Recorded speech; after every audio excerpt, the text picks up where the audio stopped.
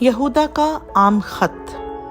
यहूदा की तरफ से, जो यीशु मसीह का बंदा और याकूब का भाई है, उन बुलाए हुओं के नाम जो खुदा बाप में अजीज़ और यीशु मसीह के लिए महफूज हैं। रहम और इत्मीनान और मोहब्बत तुमको ज़्यादा हासिल होती रहे। ऐ प्यारो, जिस वक्त मैं तुमको उस निजात की बाबत लिखने में कमाल कोशिश कर रहा था जिसमें हम सब शरीक हैं, तो मैंने तुम्हें ये नसीहत लिखना ज़रूर जाना कि तुम उस ईमान के वास्ते जाँफिशानी करो जो मुकद्दसों को एक ही बार सौंपा गया था, क्योंकि बाज़ ऐसे शख्स चुपके से हम में आ मिले हैं जिनकी इस सज़ा का जिक्र क़दीम ज़माना में पेशतर से लिखा गया था। ये बेदीन हैं और हमारे खुदा के फजल को शहवत परस्ती से बदल डालते हैं और हमारे वाहिद मालिक और खुदावंद यीशु मसीह का इनकार करते हैं। बस अगरचा तुम सब बातें एक बार जान चुके हो, तो भी ये बात तुम्हें याद दिलाना चाहता हूँ कि खुदावंद ने एक उम्मत को मुल्क मिस्र में से छुड़ाने के बाद उन्हें हलाक किया जो ईमान ना लाए, और जिन फरिश्तों ने अपनी हुकूमत को कायम ना रखा बल्कि अपने ख़ास मकाम को छोड़ दिया, उनको उसने दायमी क़ैद में तारीकी के अंदर रोज़े अज़ीम की अदालत तक रखा है। इसी तरह सदूम और अमूरा और उनके आसपास के शहर जो उनकी तरह हरामकारी में पड़ गए और गैर जिस्म की तरफ राग़िब हुए, हमेशा की आग की सज़ा में गिरफ्तार होकर जाए इबरत ठहरे हैं। तो भी ये लोग भी अपने वहमों में मुब्तला होकर उनकी तरह जिस्म को नापाक करते और हुकूमत को नाचीज़ जानते और इज़्ज़तदारों पर लानतान करते हैं।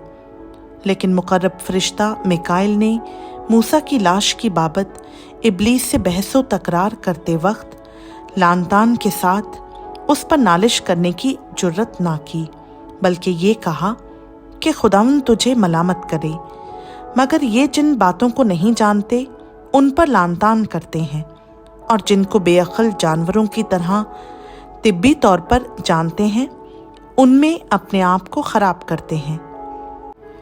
इन पर अफसोस कि ये ख़ाइन की राह पर चले और मजदूरी के लिए बड़ी हिर्स से बलाम की सी गुमराही इख्तियार की और कोरह की तरह मुखालफत करके हलाक हुए।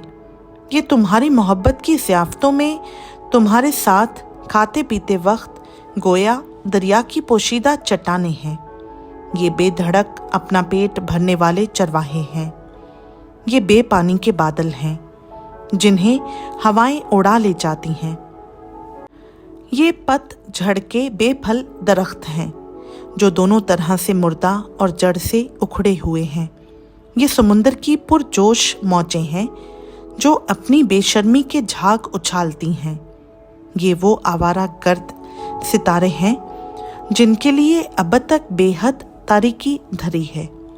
इनके बारे में हनूक ने भी, जो आदम से 7वीं पुश्त में था, ये पेशन गोई की थी कि देखो, खुदावंद अपने लाखों मुकद्दसों के साथ आया ताकि सब आदमियों का इंसाफ करे और सब बेदीनों को उनकी बेदीनी के उन सब कामों के सबब से जो उन्होंने बेदीनी से किए हैं और उन सब सख्त बातों के सबब से जो बेदीन गुनहगारों ने उसकी मुखालफत में कही हैं, कसूरवार ठहराए। ये बुड़बुड़ाने वाले और शिकायत करने वाले हैं और अपनी ख्वाहिशों के मुआफिक चलते हैं और अपने मुंह से बड़े बोल बोलते हैं और नफ़ा के लिए लोगों की रौदारी करते हैं। लेकिन ऐ प्यारो, उन बातों को याद रखो जो हमारे खुदावंद यीशु मसीह के रसूल पहले कह चुके हैं।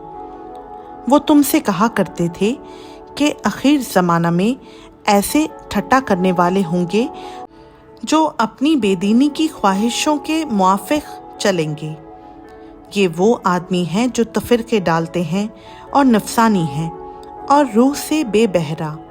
मगर तुम ऐ प्यारो, अपने पाक तरीन ईमान में अपनी तरक्की करके और रूहुल कुदस में दुआ करके अपने आप को खुदा की मोहब्बत में कायम रखो और हमेशा की ज़िंदगी के लिए हमारे खुदावंद यीशु मसीह की रहमत के मुंतज़िर रहो, और बास लोगों पर जो शक में हैं रहम करो, और बास को झपट कर आग में से निकालो, और बास पर खौफ खाकर रहम करो, बल्कि उस पोशाक से भी नफरत करो जो जिस्म के सबब से दागी हो गई हो।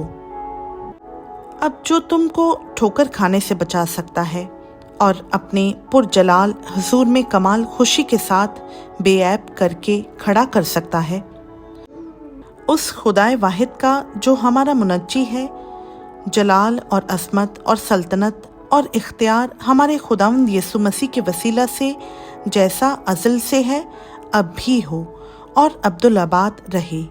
आमीन। खुदावंद का पाक कलाम का पढ़ा, सुना, समझा और कबूल किया जाना हम सबों के लिए बाइस बरकत हो। आमीन।